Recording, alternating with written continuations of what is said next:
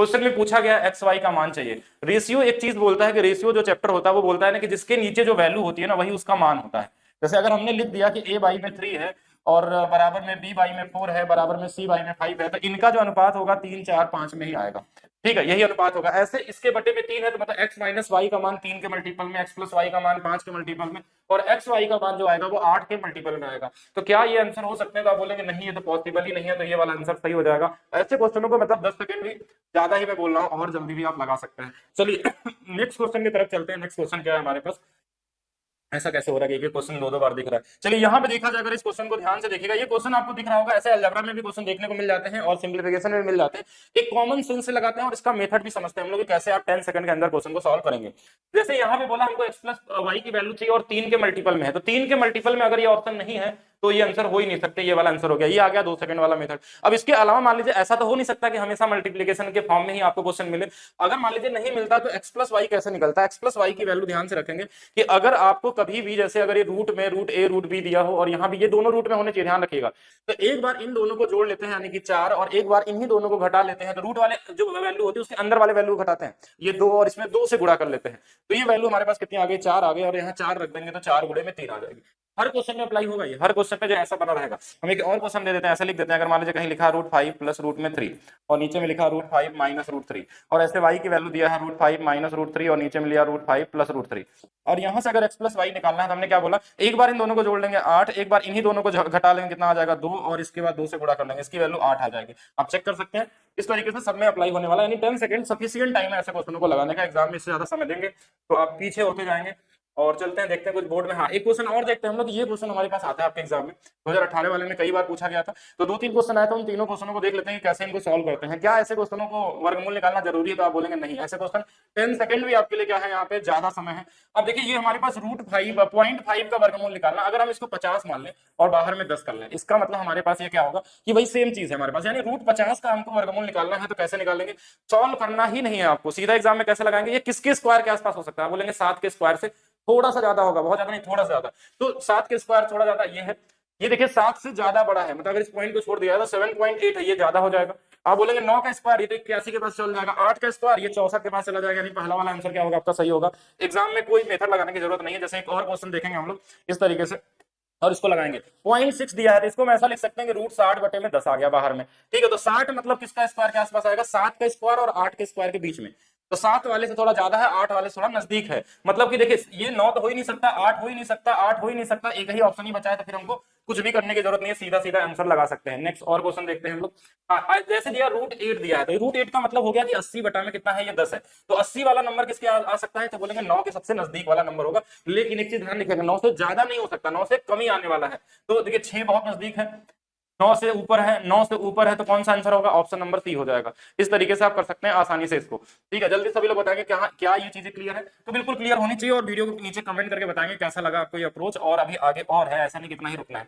एक पैटर्न ये भी आपके एग्जाम में मिलता है अलजेब्रा में, जहां पे आपको 2 सेकंड से ज्यादा समय नहीं देना चाहिए। पैटर्न क्या है कि ऐसे दिया रहेगा a प्लस बी का होल स्क्वायर और प्लस में a माइनस बी का होल स्क्वायर, और इसके नीचे में लिखा रहेगा a square plus b square. इसकी वैल्यू हमेशा 2 आती है, ये ध्यान रखना चाहिए। एक और इसमें क्वेश्चन बनता है a प्लस बी का होल स्क्वायर माइनस में a माइनस बी का होल स्क्वायर, और नीचे में लिखा रहता है ए बी, इसकी वैल्यू हमेशा 4 आती है। इन दोनों पे कम से कम 4-4 क्वेश्चन एनटीपीसी में ग्रुप डी में पूछे गए, उसमें से मैंने एक ही क्वेश्चन लिया, एक ही क्वेश्चन को बार बार नहीं करेंगे। तो यहाँ पे देखिए ए स्क्वायर बी स्क्वायर वाला कॉम्बिनेशन हमारे पास है, तो इसका वैल्यू कितनी आ जाएगी? 2 आ जाएगी। इसको सॉल्व नहीं करना एग्जाम में, किसी भी तरह का कोई फार्मूला लगाने की जरूरत नहीं, आपको पैटर्न पता होना चाहिए पहले से, किस पैटर्न पे आता है ए प्लस बी के होल स्क्वायर के बेस पे। नेक्स्ट क्वेश्चन की तरफ चलते हैं। देखिए नेक्स्ट क्वेश्चन कभी कभी हमको इस तरीके के सीरीज वाले क्वेश्चन भी देखने को मिलते हैं कि सीरीज वाले क्वेश्चनों को कैसे लगाना है। तो आप लगाने के इसके बहुत तरीके हैं कि 1 difference, first minus last term घटा के निकाल लेते हैं, लेकिन उसमें भी आपका समय लग जाता है, कितना? 10 सेकंड से ज्यादा लग जाता है। लेकिन 10 सेकंड के अंदर कैसे करना है, मैं आज यही हमने लिखा है कि 10 सेकंड के अंदर वो कौन से क्वेश्चन है जो रेलवे के एग्जाम में आप कर सकते हैं। और ऐसे कम से कम आप मान के चलिए कि लगभग अगर आपके पास 25 क्वेश्चन पूछे जाए, 30 क्वेश्चन पूछे जाए, तो 15 से ज्यादा ऐसे क्वेश्चन होते हैं जिनको आप 10 सेकंड में कर सकते हैं। वो एग्जाम से पहले उन सारे क्वेश्चनों को मैं आप लोगों को करवाऊंगा। जैसे इसमें कितने टर्म्स है? 1 2 3 4, तो ऊपर में 4 लिख दीजिए। पहला वाला और लास्ट वाले का गुणा कर लीजिए, 17 गुणे 5 85 आ जाएगा, और ये आंसर हो जाएगा। इतना ही करना था आपको, और कुछ भी काउंट करने की जरूरत नहीं। जितने टर्म्स हो वो ऊपर आएगा, नीचे में पहला और लास्ट। क्या इसको लिखने की भी जरूरत थी? नहीं, ये तो पहले से लिखा हुआ था, तो ऑप्शन हमको सिर्फ टिक करना था। ये 10 सेकंड से भी कम समय में आप इसको कर सकते थे। चलिए नेक्स्ट देखते हैं।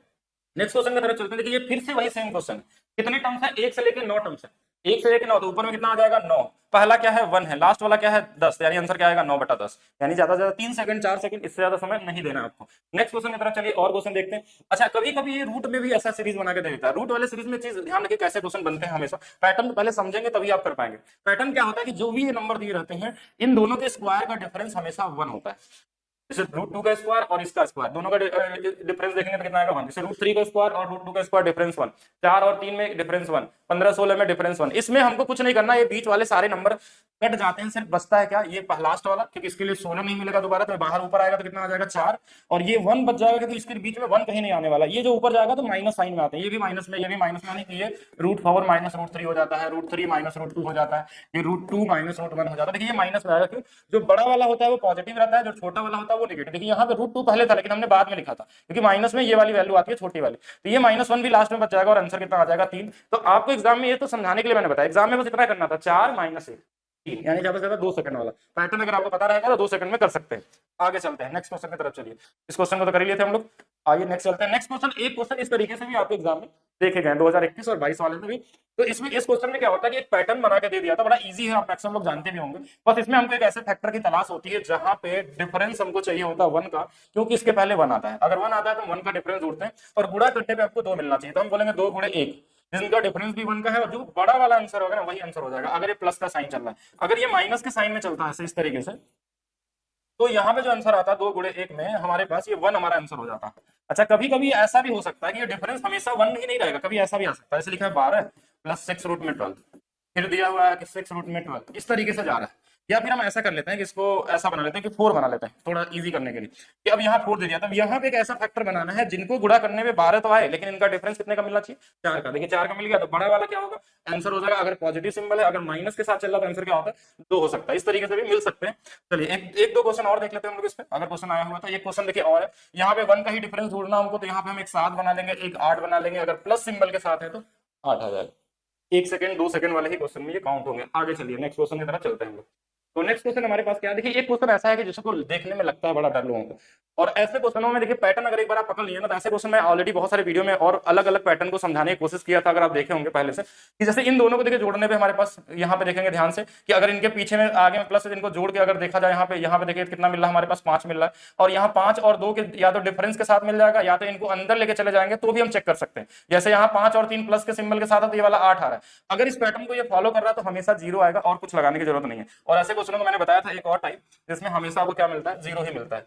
एक और क्वेश्चन की ऐसा क्वेश्चन आपके एग्जाम में पूछा गया है, सीजीएल में भी कई बार आ चुका है, और ये टीसीएस पैटर्न पे आधारित क्वेश्चन है, तो आपको इस बार में मिल सकता है। जैसे क्वेश्चन में क्या होता है कि इनका एचसीएफ पूछा था, तो एचसीएफ निकालने का तरीका क्या होता है कि जो इनके पावर होते हैं ना, बस इनका एचसीएफ निकालिए कि इन दोनों में क्या कॉमन है, तो आप इनका निकाल सकते हैं। देखिए 5 दोनों में एक ऐसा नंबर है कि 5 यहाँ भी कॉमन, 5 यहाँ भी कॉमन, इससे बड़ा कोई नंबर कॉमन नहीं हो सकता, तो यही हमारा एचसीएफ हो जाएगा 3 के पावर 5 - 1, ये 243 माइनस में 1 कितना आ जाएगा 242। बहुत कॉमन सा क्वेश्चन है, इसमें डरने की बात नहीं होती।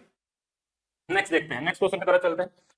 3 अंकों की सबसे बड़ी संख्या ज्ञात करें जो 10, 8 और 12 से पूरी तरह विभाजित है। ऐसे क्वेश्चनों में भी आपको 10 सेकंड से ज्यादा नहीं देना है। कैसे? क्योंकि इसमें हम लोग एलसीएम नहीं लगाते हैं, डिविजिबिलिटी रूल लगाते हैं, क्योंकि नंबर सिस्टम में आपने डिविजिबिलिटी रूल पढ़ा होगा। पहले तो 10 से कटने वाला नंबर है तो एक ऑप्शन कट गया कि 10 से तो नहीं कटेगा क्योंकि लास्ट में 0 नहीं है इसमें। फिर दूसरा वाला हमारे पास 8 है, तो 8 का डिविजिबिलिटी रूल मैंने क्या बताया था कि अगर आपका ऑड नंबर है इधर, तो अंतिम वाले में हम 4 घटा के डिवाइड करते हैं। ये ऑड है ना, तो इसमें 4 घटा लेंगे कितना आ जाएगा 56, 56 कट जाएगा 8 से, तो बोलेंगे हाँ ये कट सकता है 8 से। 12 से डायरेक्ट कट रहा तो यही वाला आंसर हो जाएगा। बाकी आप चाहें तो ऐसे सबको चेक कर सकते हैं कि जैसे इसमें अगर हमारे पास था, इसमें 8 4 घटा लेंगे तो कितना हो जाएगा हमारे पास 76, 8 से नहीं कटता। इसमें 4 घटा लेंगे 36, 8 से नहीं कटता, तो एक ही ऑप्शन बचता था बी वाला, बी आपका क्या होगा सही आंसर हो जाएगा। आइए नेक्स्ट क्वेश्चन की तरफ चलते हैं। कभी कभी क्वेश्चन क्या होता है ना, इस तरीके से एग्जाम में बनाया जाता है कि आपको सिर्फ कंफ्यूज किया जाता है, आप टाइम वेस्ट करिए उसमें और अपने टाइम को बर्बाद करिए, और वहां पे जो अच्छे और प्रो स्टूडेंट होते हैं ना वो दूसरों से आगे निकल जाते हैं।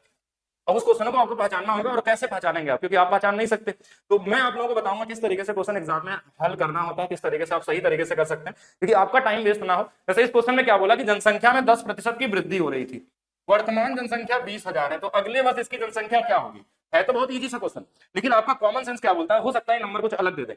अगर जनसंख्या बढ़ेगी तो क्या होगा, जनसंख्या बढ़ जाएगी हमारे पास, तो अगले वर्ष इसकी जनसंख्या कितनी बढ़ जाएगी। देखिए 20,000 से तो ऊपर हो गया, 1800 हो जाएगी, 18,000 हो जाएगी, 2200 हो जाएगी, नहीं कौन सा होगा, ये वाला होगा। क्योंकि 20,000 से तो ऊपर होगा, तो एक ही नंबर हमारे पास है।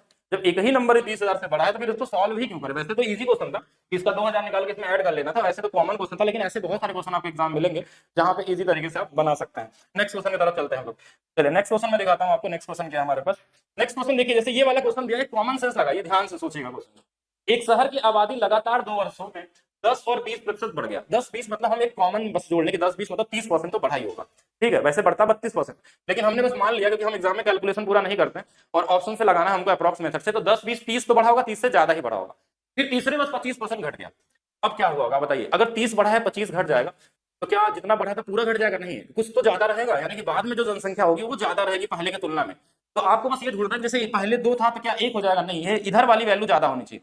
100 से क्या 99 हो जाएगा? तो नहीं, क्योंकि इधर वाली वैल्यू बड़ी होनी चाहिए। बराबर हो सकता है? पॉसिबल ही नहीं। एक ही ऑप्शन होगा, सॉल्व नहीं करेंगे। अगर कुछ भी रहा होगा, इधर वाला जो वेट वैल्यू होगी, इधर का जो वेट होगा हमारा हमेशा ज्यादा होगा, क्योंकि देखिए बढ़ाया हमने कितना है, 30 से ज्यादा परसेंट, 32%, घटाया हमने 25 ही है। तो जो इधर वाला बढ़ने के बाद जनसंख्या है ना, वो हमेशा क्या होगी, पुराने वाले से ज्यादा होगी। हमने रेशियो देखा, बराबर नहीं हो सकता, ये कम है ये कम है, पॉसिबल नहीं, एक ही आंसर हो सकता है। लगाने की बात ही नहीं किया यहाँ पे, कि लगाना नहीं, एग्जाम में इतना समय नहीं देना है, दूसरे से ज्यादा सोचना होगा आपको, तभी कर सकते हैं।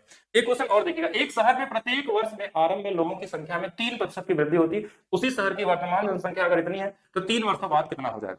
पहला चीज तो इससे ज्यादा होगा, इससे ज्यादा सभी ऑप्शन दिए। अब कितना ज्यादा होगा ऐसे देखिए कैसे, अगर छोटे नंबर कभी वृद्धि के लिए दें आपको, छोटे नंबर, तो ऐसे क्वेश्चनों को आप 3 सेकंड से 4 सेकंड के अंदर लगा सकते हैं। इस वाले का बस क्यूब कर लेते हैं, देखिए क्यूब कर देंगे कितना आ जाएगा 27। इस वाले का स्क्वायर करके 3 गुना, 3 का स्क्वायर 9 गुना 3 27, और इस वाले में 3 गुना, इसको बस ध्यान रखना। तो ये इतना बढ़ जाएगा, लेकिन ये 3 लाख था या 30 लाख था, जो भी था, तो इसका भी 3 गुना बढ़ेगा। इसका 3 गुना कितना 81, इसका 3 गुना 81, 9 का 3 गुना कितना 27, यानी ये लास्ट में आने वाला है। ये लास्ट में किसमें दिख रहा है? 27, 81, 81, ये वाला आंसर होगा, और किसी में पॉसिबल ही नहीं। आप करके भी देख लीजिएगा, टाइम वेस्ट नहीं करना। अगर ये 4 रहता तो क्या करते हैं, 4 का क्यूब बोलेंगे 64, 4 का स्क्वायर 48, स्क्वायर यानी 16 गुणा 3 48, 4 दिया 12 में, तो इसका 3 गुना लास्ट में आ जाता है। इसका 3 गुना आता है। अगर 100 के हिसाब से रहता तो इतना ही लास्ट में आता है, जैसा भी नंबर देता उसके हिसाब से करेंगे। नेक्स्ट, चलिए नेक्स्ट क्वेश्चन को देखते हैं हम लोग। एक क्वेश्चन और देखिएगा, ये बड़ा फेवरेट क्वेश्चन हो गया रेलवे एग्जाम में, सीजीएल के एग्जाम में, यूपीएसआई के एग्जाम में। कई जगह मैंने देखा कि ये सेम पैटर्न का क्वेश्चन पूछा आता है। इसमें हम लोग इक्वेशन बनाने या ऑप्शंस लगाने में समय अपना वेस्ट कर देते हैं। क्वेश्चन कैसे देता है कि 2 छात्रों ने एक प्रवेश परीक्षा में भाग लिया, तो पहले से पढ़ के टाइप समझ के रखेंगे, तब नहीं तो एग्जाम में समय खा जाएगा। एक जो होगा उसमें 15 नंबर अधिक पाया होगा। ये हमेशा जब क्वेश्चन देता है तो 2 लोगों की बात करता है, एक हमेशा क्या होगा, ज्यादा नंबर पाया होगा दूसरे वाले से, और जो ज्यादा पाया होगा ना वो टोटल का 80%, टोटल का 60%, टोटल का 75%, कुछ ऐसे दिया रहेगा। यानी जो ज्यादा नंबर पाया है वो टोटल, यानी 100% अगर नंबर है, 100 नंबर है, तो उसमें से उसको 80 मिला होगा। तो बस यही से तो सारा गेम बन जाता है। देखिए अगर जो ज्यादा पाया है उसको 80 मिला है, ध्यान समझिएगा, तो कम वाले को कितना मिला होगा आप खुद से सोचिए। अगर ज्यादा वाले को 80 मिला तो कम वाले को 20 मिला होगा, यही तो मिला होगा। बस इनको निकाल लीजिए अनुपात, 4 और 1 का अनुपात है। ये ज्यादा कितना है, तो आप बोलेंगे 3 ज्यादा है। 3 बराबर तो 15 दिया था, कितना गुना पे, 5 गुना पे, तो 5 चौके 20, 5 एकदम 5, 5 और 20 आपका क्या होगा, राइट आंसर होगा। ये हमेशा एक सिंगल लाइन में लगता है। अगर आप इसमें ज्यादा कुछ बर्बाद करते हैं टाइम तो नहीं करना। जो ज्यादा पाया है वो अगर 80 पाया है तो सभी नंबर थे, तो 20 दूसरा वाला पाया होगा, तो इससे ये कितना ज्यादा बोला, 15, तो इसकी वैल्यू निकाल लेना। बस ऐसे ही करना, कुछ और सोचने की जरूरत नहीं है। 10 सेकंड का और जल्दी भी लगा सकते हैं इसको आप लोग, ठीक है। और क्वेश्चन देखते हैं हम लोग। एक क्वेश्चन इस तरीके से बहुत रिपीटेड क्वेश्चन है, यानी कि पूछा आता है आपका, बार बार मिलता है। एनटीपीसी 2018 19 वाला देख लीजिए, 21 वाला देख लीजिए, मतलब जो 19 वाला 21 में हुआ था। इसके अलावा जो 16 वाला वहां देख लेंगे, 18 वाले में देख लेंगे, ग्रुप डी में, जेई वाले में देख लीजिए। हर जगह आपको देखने को मिलेगा कि कभी कभी लड़के और लड़कियों का अनुपात में दे देता है। पहले लड़के 3 है, लड़कियां 2 है, दोनों मिला के 5 है। लड़कों में देखिए क्वेश्चन में क्या बोला, 20% क्या है, कुछ क्या मिलता है इन लोगों को, छात्रवृत्ति। इनमें इसमें कितना मिलता है, 25% मिलता है। इसकी वैल्यू आपसे पूछी जाती है। देखिए इसमें हम जेएसएम मेथड का यूज करते हैं। जेएसएम मेथड भी आपका 10 सेकंड सफिशिएंट टाइम होता है कि छोटा वाला हमारा अगर आंसर है तो इससे ये कितना ज्यादा है, तो बोलेंगे 5। कितने लोग हैं इसमें, तो बोलेंगे 10, 5 गुना 10, इसी को सब में भाग दे देते हैं। यानी 22% ऐसे लोग हैं जिनको छात्रवृत्ति मिलती है, तो 78% ऐसे लोग हैं जिनको नहीं मिलती होगी। बहुत कॉमन सा इजी क्वेश्चन, इसको ऐसे क्वेश्चन को 10 सेकंड के अंदर आप डील कर सकते हैं। चलिए आगे देखते हैं और क्वेश्चन। एक क्वेश्चन देखिए, ये बड़ा डरावना सा क्वेश्चन होता है लोगों के लिए कि इसमें इक्वेशन बना के सॉल्व करना होगा, लेकिन आज के बाद इक्वेशन की जरूरत नहीं होगी, क्योंकि आप किसी भी तरीके से सॉल्व करेंगे तो आपका ये 10 सेकंड से तो ज्यादा ही समय बर्बाद करेगा। लेकिन आज के बाद इसको आप 10 सेकंड के कम समय में सॉल्व कर सकते हैं। क्वेश्चन का पैटर्न क्या होगा कि एक लोग 40% अंक प्राप्त किए हैं और 20 अंकों से फेल हो गए। दूसरा देगा कि एक 45 प्राप्त किया है और ये प्राप्तांक उत्तीर्ण होने से ये 30 नंबर अधिक प्राप्त कर लिया है। एक कुछ पाके फेल हो जाता है, एक कुछ पाके ज्यादा पा गया पासिंग मार्क्स से। परसेंटेज पूछता कितना होगा।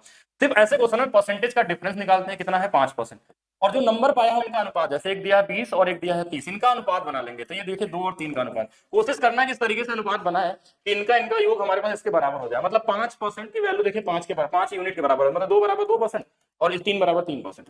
तो 2% या तो इस वाले में जोड़ लीजिए या तो इस वाले में 3% घटा लीजिए, 2 जोड़ देंगे तो 42 आ जाएगा, 3 घटा लेंगे तो भी 42 आ जाएगा, यानी कि ये ज्यादा से ज्यादा 3 से 4 सेकंड में आप इस क्वेश्चन को लगा सकते हैं अगर आप सही तरीके से करते हैं। ये भी आपका एग्जाम में पूछा हुआ ही क्वेश्चन है हमारे पास।